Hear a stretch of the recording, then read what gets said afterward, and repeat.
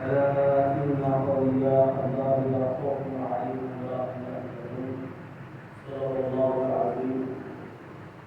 إن الله وملائكته يصلون على النبي يا أيها الذين آمنوا صلوا عليه وسلموا تسليما. إن الله الصلاة والسلام عليك يا سيدي يا رسول الله وعلى آلك وصحبه وسلم يا حبيب الله. اللهم صل على سيدنا ومولانا محمد وعلى سيدنا ومولانا محمد وعلى سيدنا اللہ قدرت کی توفیق سے اس کی عطا سے اس کے کرم سے قرآن فاتحہ مبارک نام کا حاصل ہوا. مالک العزت سے دعا ہے کہ اللہ رب العزت ہم سب کو حق بیان کرنے کے اس پر عمل کرنے کی توفیق عطا فرمائے. آج 30 محرم خراب ہے اور آج کے دن ایک بہت عظیم شخصیت جس کو پاکستان ہی نہیں ہندوستان ہی نہیں بلکہ پوری دنیا میں جاننے والے پہچاننے والے ماننے والے آج بھی موجود ہیں. آج کے دن ایک ایسے اللہ کے نیک ولی کا وصال کا دن ہے جن کے آنے پر آج ہم موجود ہیں. 1993 30 محرم حرام کو ہم سے اللہ کے ولی ظاہری طور پر جدا ہوتے ہیں. میں نے سوچا کہ آج چونکہ ان کی وصال کا دن ہے انہیں کی مناسبت سے گفتگو کر لی جائے کیونکہ ویسے بھی اللہ رب العزت کے جتنے بھی اولیاء ہیں وہ ہم سب کے ذکر کے یا ہماری تعریف کرنے کے محتاج نہیں ہیں کیونکہ اللہ رب العزت نے انہی کے بارے میں فرمایا ہے الا ان اولیاء اللہ لا خوف علیہم ولا هم یحزنون کہ میرے ولیوں کو کوئی خوف نہیں ہے یہ بے خوف ہیں انہیں کوئی غم نہیں. بیسیکلی جو اللہ رب العزت نے قرآن پاک میں آیت مبارکہ نازل فرمائی اس سے مراد کیا ہے؟ اس سے مراد ہے کہ جو میرا ولی ہے جو میرا دوست ہے اس کو اگر کوئی غم ہے تو وہ میری ذات کا ہے, اگر اسے کوئی خوف ہے تو میری ناراضگی کا ہے. اس لیے جس بندے کے اندر بھی اللہ رب العزت کی یاد کا غم شامل ہو جائے اور جس بندے کے اندر دنیا کا خوف نکل کر رب کی ناراضگی کا اپنے محبوب کی ناراضگی کا خوف آ جائے اللہ رب العزت اس بندے سے دنیا کا غم اور دنیا کا خوف ہی نہیں بلکہ آخرت کا غم اور خوف بھی دور کر دیتے ہیں. اور پھر اللہ رب العزت ارشاد فرماتے ہیں الا ان اولیاء اللہ لا خوف علیہم ولا هم یحزنون, خبردار میرے ولیوں کو کوئی خوف نہیں, یہ بے خوف ہے انہیں کوئی غم نہیں. اور ایک حدیث قدسی ہے اللہ رب العزت ارشاد فرماتے ہیں کہ لوگوں سن لو, جس نے جان بوجھ کر یا انجانے میں جس نے بھی میرے ولی کی شان میں میرے دوست کی شان میں میرے محبوب بندے کی شان میں ذرہ برابر بھی بے ادبی یا گستاخی کر دی اس سے میرا اعلان جنگ ہے. کہ اللہ فرما رہا ہے کہ جس نے میرے محبوب ولی محبوب بندے کی شان میں بے ادبی یا گستاخی کر دی اس سے میرا اعلان جنگ ہے. یہ نہیں کہا اللہ نے کہ وہ مجھ سے جنگ کر رہا ہے, اللہ نے فرمایا اب میں اس سے جنگ کروں. دوستان گرامی, آج کا دن ایک بہت بڑی شخصیت 30 محرم الحرام 1993 میں آپ اس دنیا فانی سے رحلت فرما گئے. اور اس علاقے میں بہت سے ایسے احباب ہیں جنہوں نے ان کی زیارت بھی کی اور اپنی زندگی کا ایک حصہ ان کی مجلس میں گزارا، ان کے زیر سایہ گزارا، اور وہ ان کی طبیعت سے مجھ سے زیادہ واقف ہے کہ وہ کس مزاج کے انسان تھے، وہ کس مزاج کی شخصیت تھی۔ آج کا دن 30 محرم الحرام وارث علوم طریقت، صاحب شریعت و حقیقت، سلطان الوارثین، پیر کامل، ولی کامل، حضرت سیدنا ہادینا و مرشدینا سید محتشم الدین شاہ رحمت اللہ علیہ المعروف میاں صاحب پٹی کلیانوی رحمت اللہ علیہ،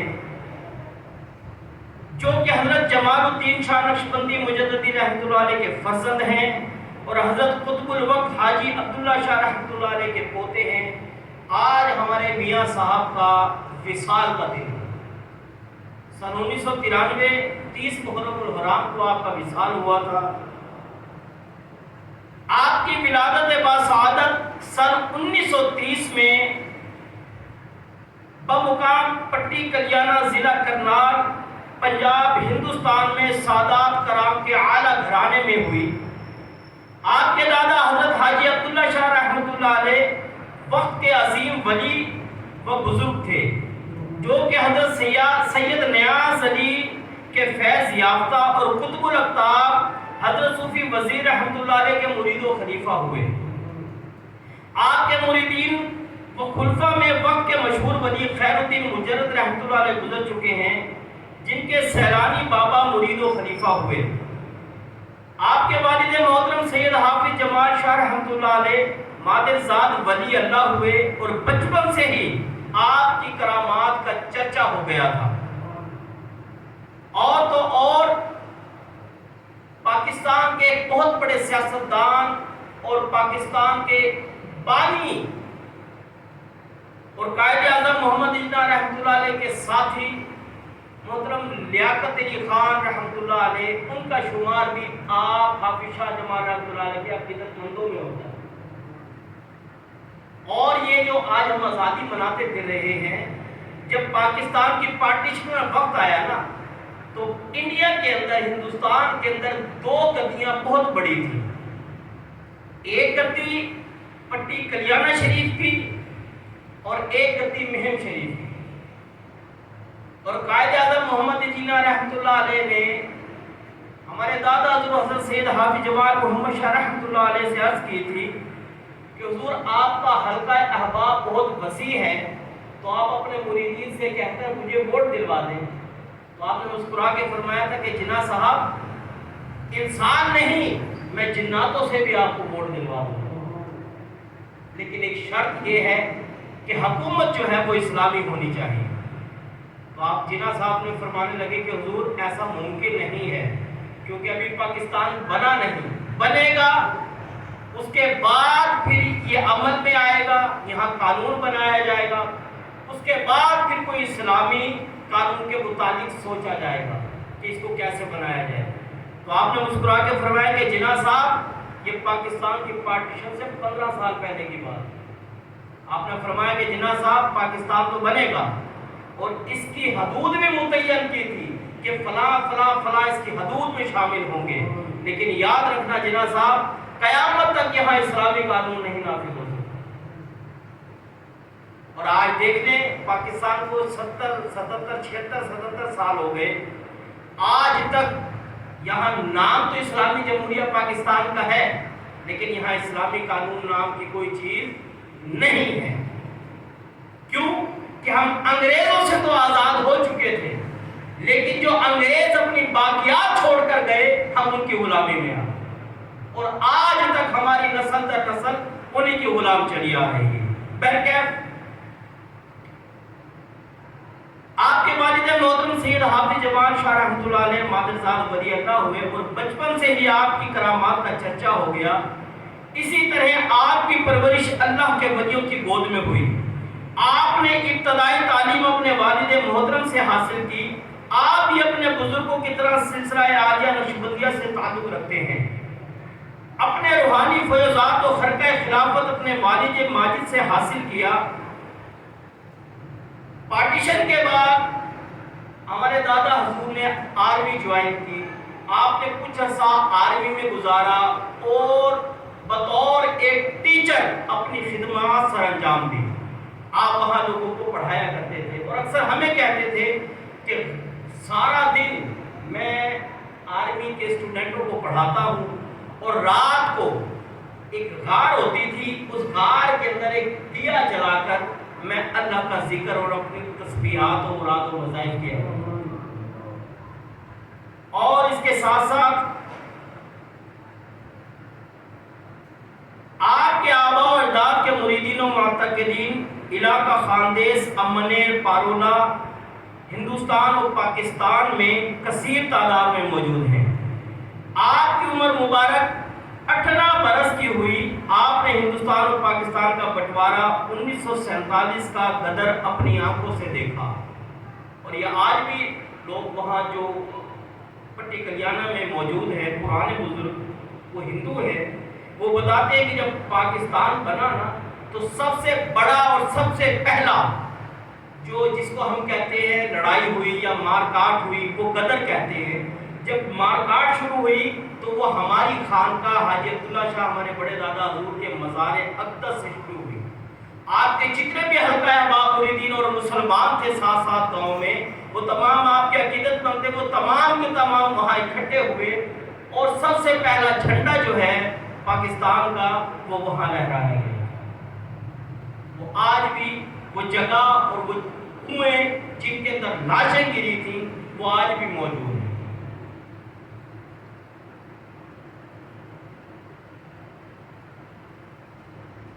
انیس سو سینتالیس کا غدر بٹوارہ اپنی آنکھوں سے دیکھا اور بڑی مصیبتیں برداشت کی. اپنے دادا حضور کے اشارہ باطن سے حکم پا کر آپ اپنے والد محترم کے ساتھ جہلم ندی کو پار کرتے ہوئے پاکستان ہجرت کر کے چلے گئے.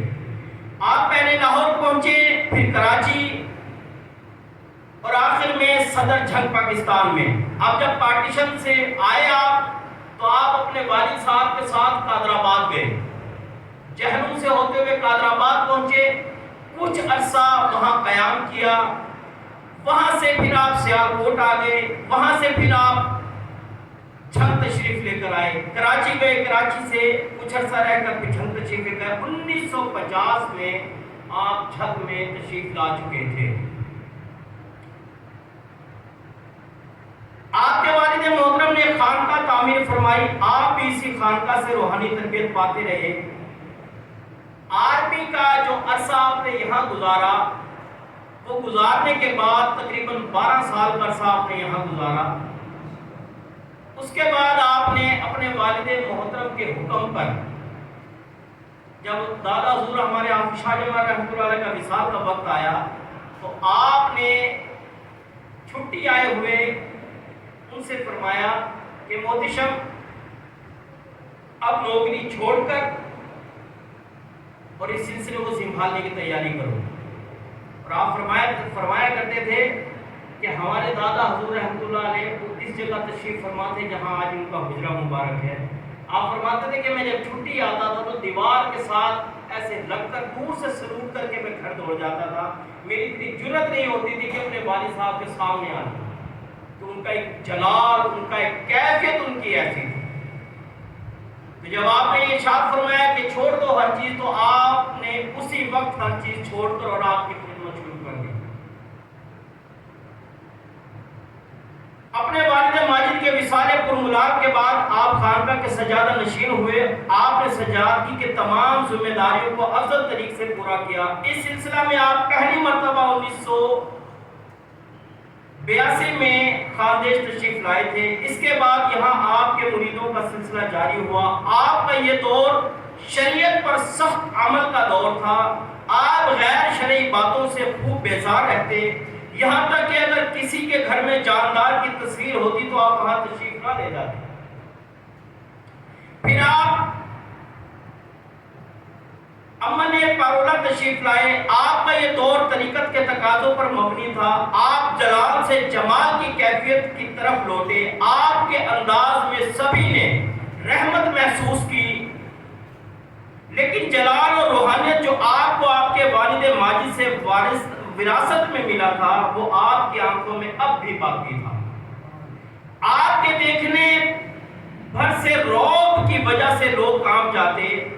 آپ کا اگلا دور معرفت کا رہا، اس دور میں لوگوں نے آپ کے قریب آنے پر اپنے دلوں میں ذکر کی گرمی محسوس کی، جو آپ کے پاس آتا محسوس کرتا کہ اس کا قلب ذاکر ہو گیا۔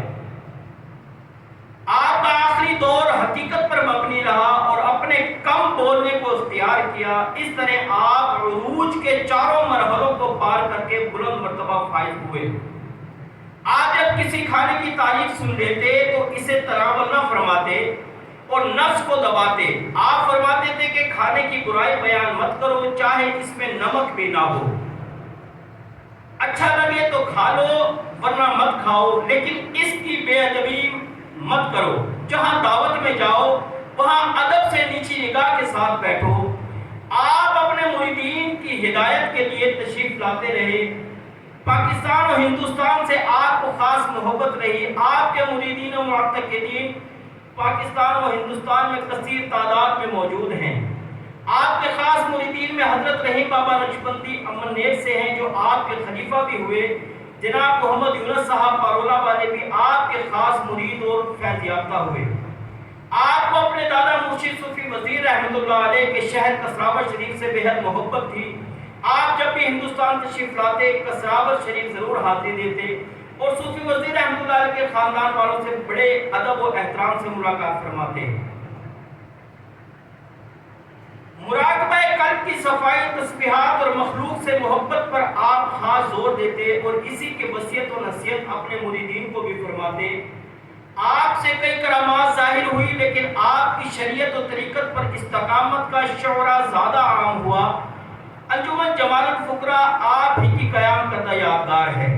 ذکر حق کی کثرت و گرمی کا حال یہ تھا کہ آپ کا جگر پگھل کر پانی ہو گیا، اور یہ راز آپ کے حج پر جاتے ہوئے میڈیکل کے کرنے والے ڈاکٹر نے اس چیز سے پردہ اٹھایا۔ اس کے کچھ وقت کے بعد ہی آپ اس دنیا فانی کو الوداع کہہ گئے۔ یہ حضور والا کی بڑی کرامت تھی۔ آپ کا جب وصال مبارک ہوا، آپ نے اپنی وصیت میں جو سب سے پہلی چیز فرمائی وہ یہ فرمائی کہ آپ نے اپنے وصال سے ایک رات پہلے بتا دیا تھا کہ میں کل 3 بجے اس دنیا فانی سے کوچ کر جاؤں گا، اور گھر میں یہ وصیت فرمائی تھی کہ پردہ نہیں چھوڑنا، صبر نہیں چھوڑنا۔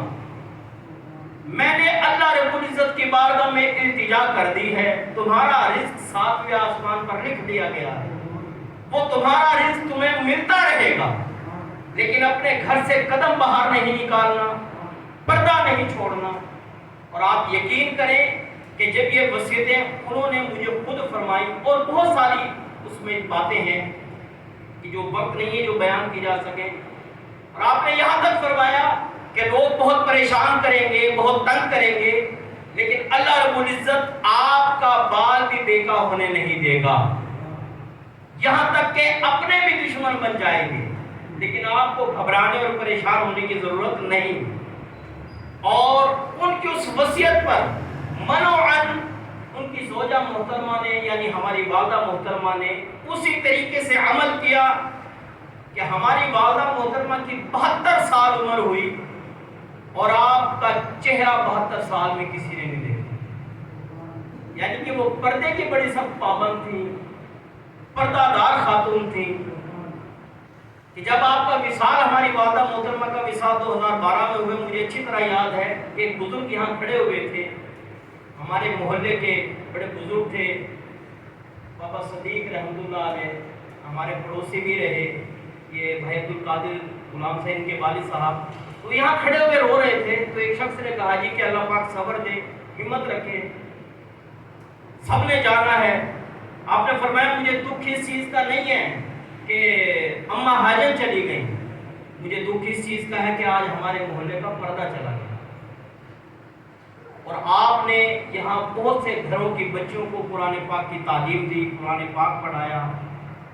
30 محرم الحرام بروز بدھ دوپہر 3 بجے سیدنا مفتی شمودی رحمۃ اللہ علیہ میاں صاحب اس دنیا فانی سے پردہ فرما گئے تھے۔ دوستان گرامی، آپ کی بے حد کرامات و واقعات اور بے پناہ لوگوں کی عقیدت آپ سے منسوب ہے۔ آپ نے جو شریعت و طریقت کے مراحل طے کیے، آپ کی جو جوانی تھی وہ شریعت کے اوپر بہت سخت گزری ہے۔ یعنی کہ میں اکثر ابھی ہمارے محلے کے کافی سارے بزرگ ہیں جو ابھی حیات ہیں، جنہوں نے دیکھا ہے، یعنی کہ ابھی وہ جوانی میں ہیں، جو بزرگ ہیں وہ تو چلے گئے، وہ بھی بتایا کرتے تھے کہ میاں صاحب نماز کے اتنے سخت پابند تھے کہ اگر اپنی مجلس میں کسی بے نمازی کو دیکھتے تھے تو اسے بھگا دیا کرتے تھے، جاؤ پہلے نماز پڑھ کے آؤ پھر میری مجلس میں جائیں۔ آپ نے پوری زندگی کسی بے نمازی کے گھر کا نہ کھانا کھایا نہ اس کے ہاتھ کا پانی پیا۔ آپ نے اپنی پوری زندگی شریعت و طریقت کے مطابق گزاری۔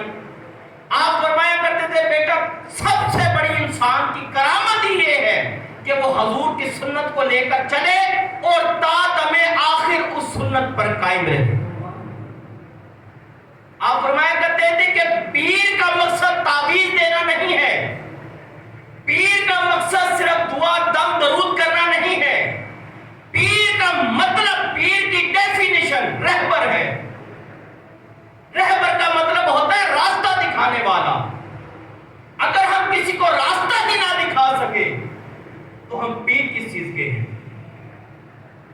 آج جو ہمارے معاشرے میں ماحول بن چکا ہے وہ ایسا ماحول بن چکا ہے کہ ہمارے سر میں درد ہو ہم پیر صاحب کے پاس چلے جاتے ہیں، ہمارے روزگار کا مسئلہ ہو ہم پیر صاحب کے پاس چلے جاتے ہیں، کوئی بھی معاملات ہیں ہم پیر صاحب کے پاس چلے جاتے ہیں، اپنی ذاتی معاملات کو لے کر ہم پیر خانے چلے جاتے ہیں، لیکن روحانی معاملے کو لے کر آج تک ہم پیر خانے نہیں گئے۔ ہم شہباز کلندر کے مزار پہ اجمل بھائی گاڑی لے کر جاتے ہیں، اب جن کے شہباز کلندر سیدنا عثمان مروندی جن کے مرید ہیں، کبھی ان سے پوچھا ہے، ان کی تعلیمات پڑھی ہیں کہ انہوں نے اپنی زندگی میں اپنے مرشد خانے سے کیا لیا؟ ارے مرید تو ایسے تھے کہ حضرت بابا فرید الدین مسعود کلچی شکر رحمۃ اللہ علیہ فرماتے تھے کہ میں نے ساری زندگی جتنا عمل کیا اور جو مجھے اللہ نے عطا کیا وہ سب مجھ سے خواجہ نظام الدین نے لیا۔ وہ لوگ اپنے پیر خانے جا کر اپنی روحانی تربیت کیا کرتے تھے، کوئی سالک بنتا تھا، کوئی عاشق بنتا تھا، کوئی دیوانہ بنتا تھا، وہ علم حاصل کرنے کی غرض سے جایا کرتے تھے۔ اب ہم کسی کے پاس رزق کا معاملہ لے کر چلے جاتے ہیں، لیکن اللہ رب العزت کیا ارشاد فرماتا ہے؟ اللہ رب العزت ارشاد فرماتے ہیں، حدیث قدسی ہے کہ ابن آدم جو رزق میں نے تیرے نصیب میں لکھ دیا ہے وہ تجھے ضرور ملے گا۔ ایک ایک لفظ پہ غور کیجئے گا، اس پہ آپ کو پتہ چلے تمہارا رب کہتا کیا ہے تم سے۔ اللہ رب العزت ارشاد فرماتے ہیں جو رزق میں نے تیرے نصیب میں لکھ دیا وہ تجھے ضرور ملے گا، مگر صبر، محنت اور ایمانداری سے حاصل کر، تجھ سے کوئی نہیں چھین سکتا۔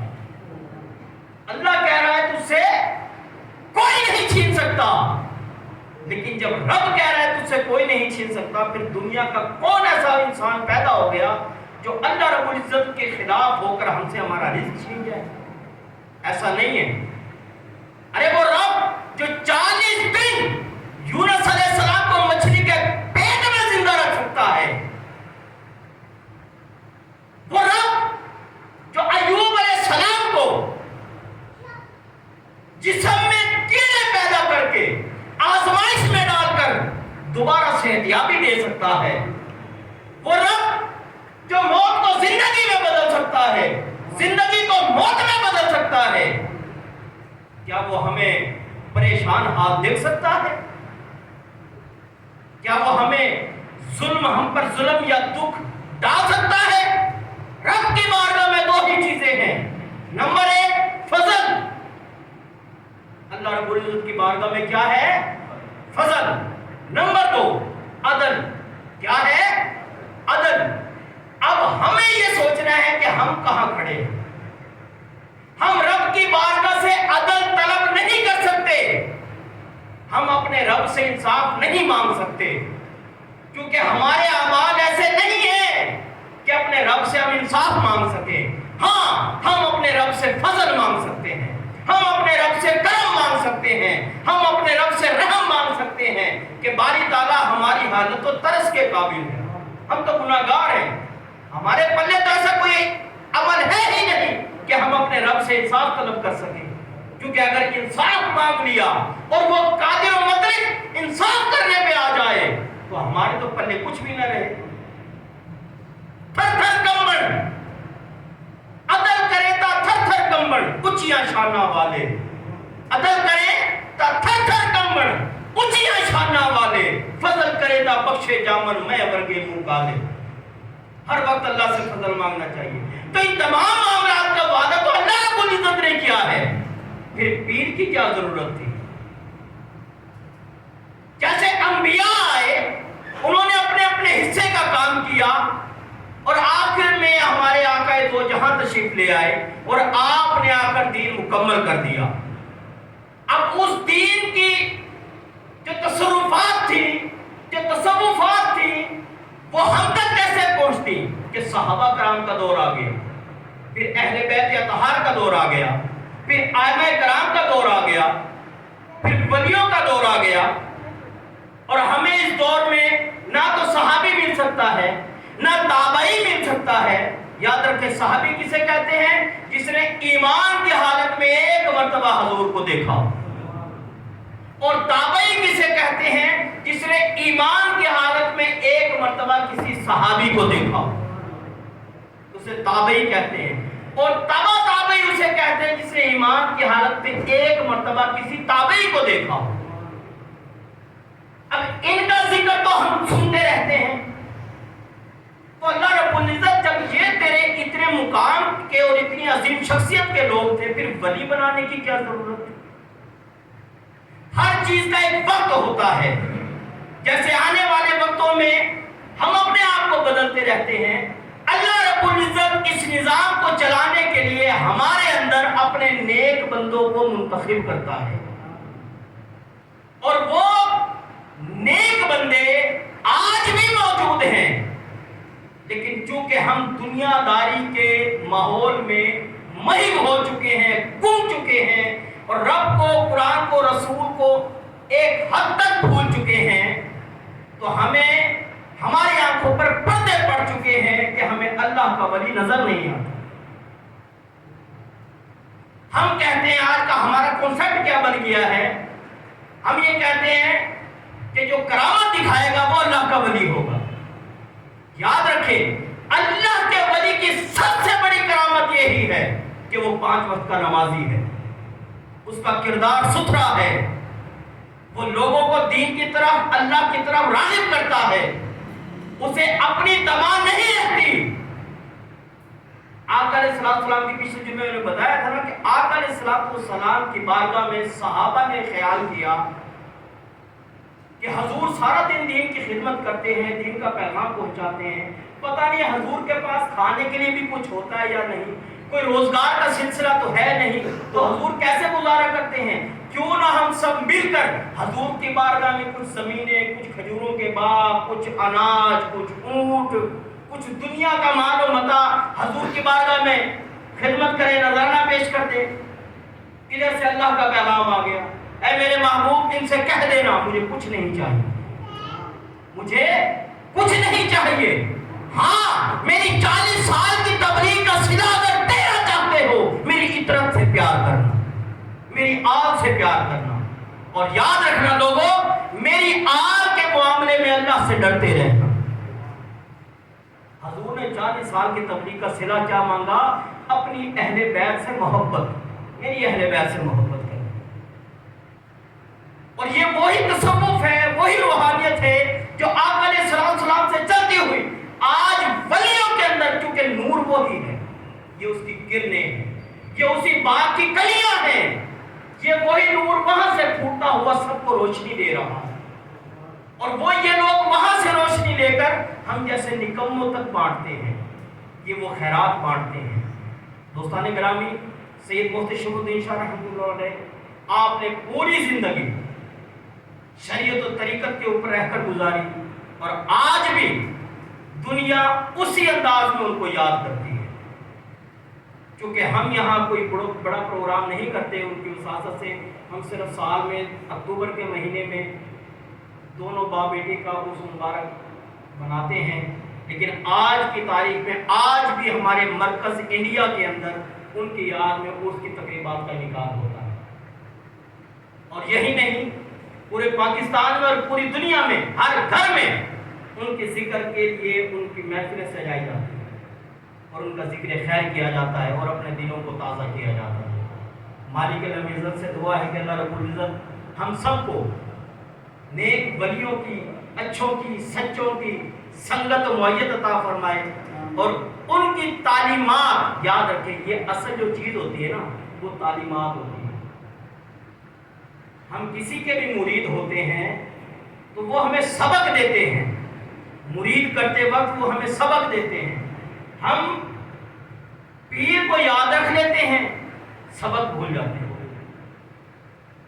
हमें सबक याद रखना चाहिए।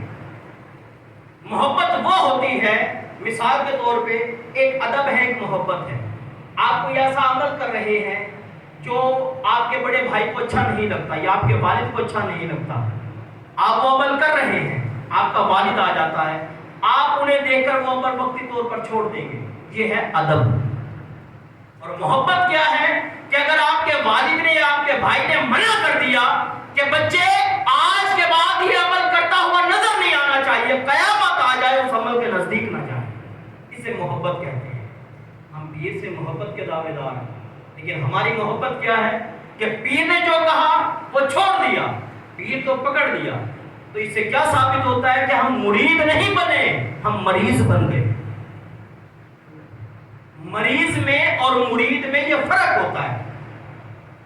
और सैयद मुफ्ती शमसुद्दीन शाह रहमतुल्लाह अलैह, चूंकि यहाँ जिस तरह कहते हैं ना कि मक्के के गवार बद्दू रहते हैं, हमारे यहाँ हमारे आने वाली नस्लों को, हमारे लोगों को जो पुराने थे वो भी हैं, कुछ उनमें जो भी अपनी अकीदत रखते हैं, इनका पता नहीं है किसी को कि ये क्या थे और ये क्या है।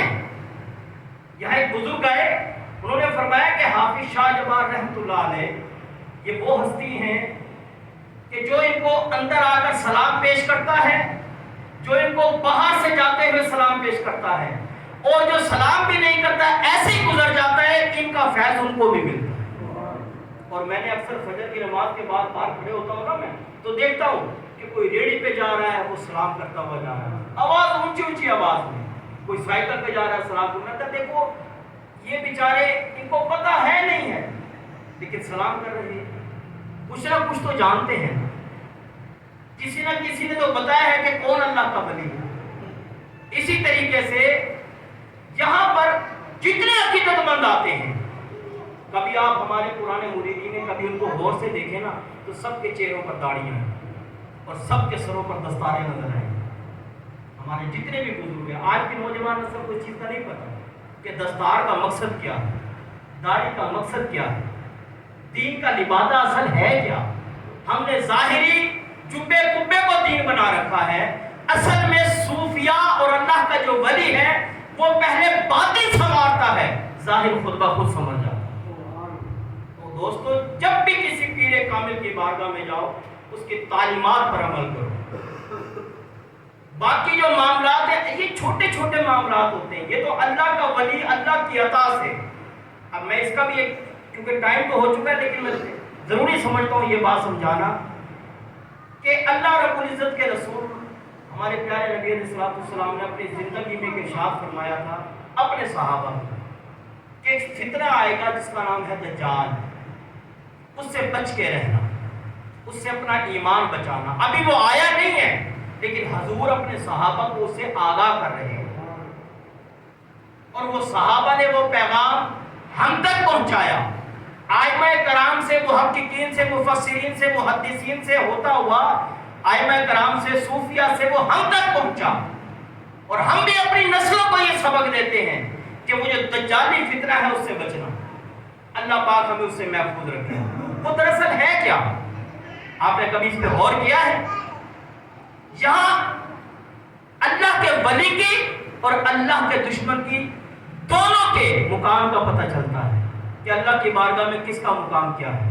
اب ذرا غور کریں کہ وہ دجال ہوا کو اشارہ کرے تو ہوا چل جائے گی، اس کے ایک ہاتھ پہ جنت ہوگی، ایک ہاتھ پہ دوزخ ہوگی، وہ زندوں کو مار دے گا، مرا ہوا کو زندہ کر دے گا، وہ اشارہ کرے گا بارش ہو جائے گی، وہ زمین پہ ہاتھ مارے گا فصل اگائے گی، لوگوں کا ایمان خریدے گا وہ، اور بے ایمان لوگ اس کی طرف راغب ہو کر اس کو اپنا خدا بنا دیں گے، وہ خدائی ہونے کا دعویٰ کرے گا۔ اب یہ تمام تر طاقتیں اس کو عطا کس نے کی؟ سوال یہ ہے، یہ تمام تر طاقتیں جبکہ وہ اللہ کا کھلا دشمن ہے، وہ دین اسلام کا دشمن ہے، وہ خدا ہونے کا دعویٰ کرنے والا جھوٹا کذاب ہے، لیکن یہ تمام تر طاقتیں پتہ ہونے کے باوجود اس کو کس نے عطا کی؟ ہے کوئی عطا کرنے والا سوائے رب کے؟ وہ اللہ ہے جس نے تمام طاقتیں اس کو عطا کی ہوں گی۔ تو ذرا سوچئے، جو دشمن خدا ہے اگر رب اس کو اتنی طاقتیں عطا کر سکتا ہے تو جو محبوب خدا ہو اس کو کتنی طاقتیں عطا کرتا ہوگا؟ اللہ اپنے ولیوں کو کیا مقام دیتا ہوگا جنہوں نے پوری زندگی اپنی اس کی ذات کے لیے وقف کر دی ہو، جن کے لیے دنیا ٹھوکر میں رکھتی ہو، کوئی مقام نہ رکھتی ہو، ان کا ہر لمحہ اس کی یاد میں گزرتا ہو، اسے دیکھنے کی خاطر، اسے پانے کی خاطر، اسے چاہنے کی خاطر وہ کہتا ہو صرف تو ہی تو ہے، میں جہاں دیکھتا ہوں تو ہی تو ہے۔ اب یہ اللہ والے بندوں سے کیوں پیار کرتے ہیں؟ اسی لیے کرتے ہیں، اسی لیے کرتے ہیں کیونکہ وہ بندے اس کے بن گئے۔ جب بندہ اس کا بن جاتا ہے پھر مخلوق سے جیسے وہ محبت کرتا ہے بندہ بھی محبت کرتا ہے، کیونکہ یاد رکھیں یہ شرط ہے محبت کی، محبوب جس چیز سے محبت کرتا ہے عاشق اسی سے محبت کرتا ہے۔ جب بندہ رب کا عاشق بن جاتا ہے تو وہ ہر اس چیز سے محبت کرتا ہے جس سے خدا محبت کرتا ہے۔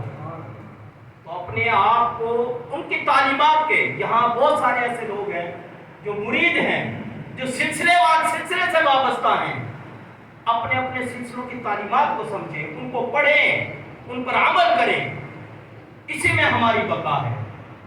آج ہر جگہ پر اب دیکھیں نا، یہ کل پرسوں یہ واقعہ ہوا فیصل آباد میں، قرآن پاک کی بے حرمتی، پہلے تو یہ باہر ہو رہی تھی، اب یہ ہمارے ملک میں بھی آتی۔ اب ہم کیا کرتے ہیں؟ میں نے کھڑے ہو کے یہ اعلان کر دیا فلاں جگہ گستاخی ہوگی، سب نکل آؤ، سب ڈنڈے